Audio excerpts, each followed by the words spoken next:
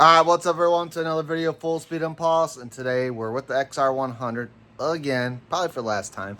We're going to be doing rear brakes on this thing, and we're just going to get at it, guys. We got to take the rear wheel off, and then we're going to clean up that drum, make sure nothing's glazed in there.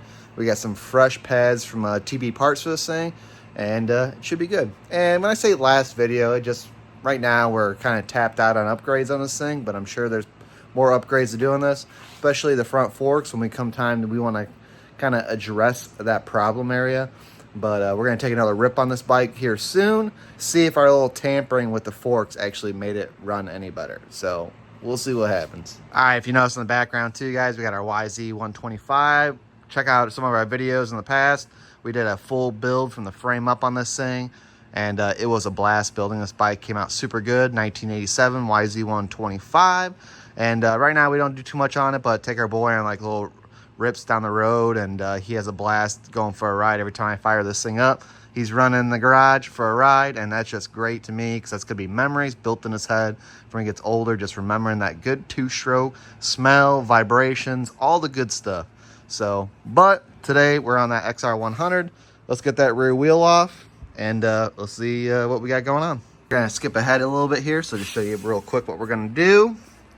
Take this nut off right here. Sometimes you might have to back these off a little bit, but we're going to try to leave these where they're at so we keep our adjustment with our chain. You will have to probably take this guy off here too, maybe. We'll see. Other than that, it's pretty straightforward. So just got to get this wheel off, get that chain undone, all that stuff, slide the whole wheel off. Then we'll get to our drum assembly, and we will want to take that drum assembly actually off, so we will definitely take this off. And then, what else? We got anything else attaching? No, we got nothing else. So we get that off and we should be good. All right, the wheel is off, guys. And in the drum here, you can see there is some shenanigans. I thought we cleaned that out, but it doesn't look like we did. And I'm going to show you guys exactly what we got going on here.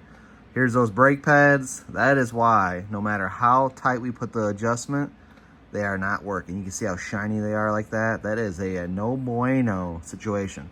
So we're going to show you guys how to take those off pretty clean. It's always good to kind of clean your grooves out here since you have it off. And then obviously when you're in here, re-grease your rod and everything like that before you put it back together. All right, so we got some emery cloth here to clean that out. If you don't have this, you could use a light steel wool, a fine steel wool I should say, or a very light grit sandpaper, but just don't use anything too aggressive. We're gonna clean that out, hit it with some brake clean.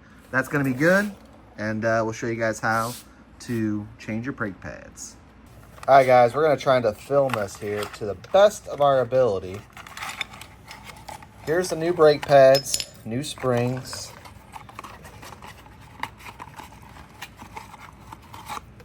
As you can see, they got a nice groove in them. Those are probably the same brake pads at one point. So easy way here to get these off. That's all you do. You're gonna pull one spring up, just like that. Boom, you're off. Since you're in here, make sure that this spins freely, and ours does. If you wanted to put in the extra work, what you would do is take this off here, and this pushes right out, and then you can put grease in here, which I do recommend to do, but we're not going to do it, to be honest. But it's definitely not a bad thing to do. So we're just going to clean this up real quick here. Let's make sure we got good contact points. All right, we're going to try to show this to you guys to the best of our abilities. Make sure you got them set the right way, being flat spot, and then you get your groove spot. And it might be a little tricky at first, depending on how tight your springs are. But once you get this, it's going to be way easier. Okay, we got that one.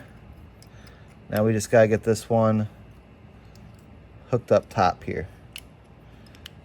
All right, and we're good. So now,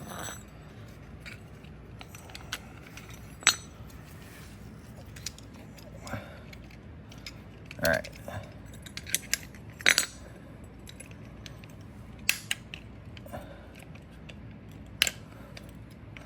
There's that. Now what I gotta do is pull this one here. Watch your fingers. And if you're scared of getting your fingers pinched, let's give that a little tap. Work it around. Make sure they're in there. And there you go. And technically, because you just probably manhandled that, just hit that with a little brake clean.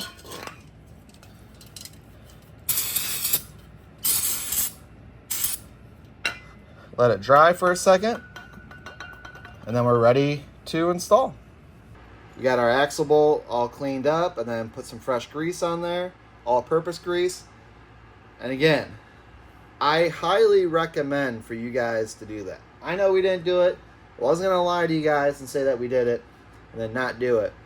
But you should definitely do it, because that's going to definitely relieve any headache you may have in the future. And depending on how old your bike is, maybe the near future. Big thing here, guys, make sure you put your chain on before you go getting too far. So we'll put this on, just like that.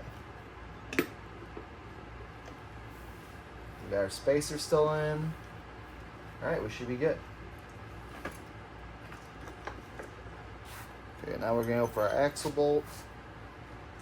Now, before you go hooking all this up, make sure you get this back in here.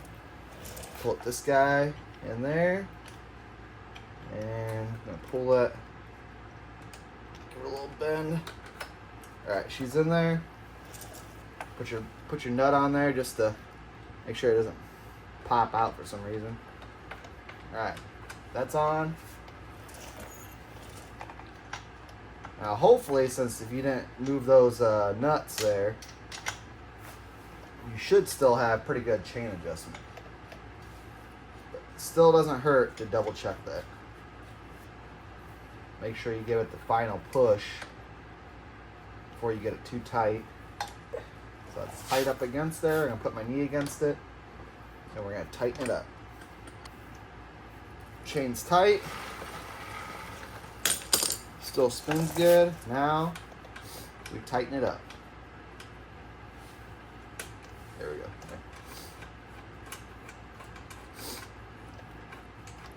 And this will probably take a couple rides down the road just to make sure you have it good. But what we're gonna do is we're gonna get it to right to where it starts to take our wheel and starts to drag it a little bit. There you go. See, it's dragging now. See how it was loose before? We go a couple of clicks back. Spins a lot. Go back. Oh, there he goes right there. You could feel it almost engage. Look at that. Big difference. Just, I'll take a little bit of drag, and then we'll go down the road. We'll test that out. You could do this here, but hitting the brake pedal, but it's completely different when your weight's on the bike. But that's definitely way better already. All right, guys, so that is the Xr100. Brakes are dialed in on this thing. Definitely a big help because we were ripping this thing and she had no brakes. I mean, had enough brakes so you didn't die, but definitely needed a little bit more because we definitely like that brake pedal, kicking her into turns and all that good stuff.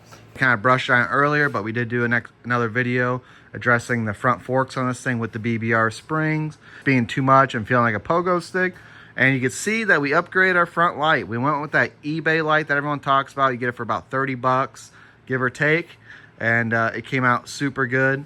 The light down there, which just wasn't good. It looked neat, but it was just shining way off into the trees. We couldn't get the tilt down. We tilted it down. We got too much fender shadow. It was no bueno. So we're kind of going through this bike a little bit at a time, addressing some of the issues after our build, and just kind of working through the bugs. That's it for today's video, guys. I appreciate you guys watching. You guys know the deal. Until next time, we'll see you later.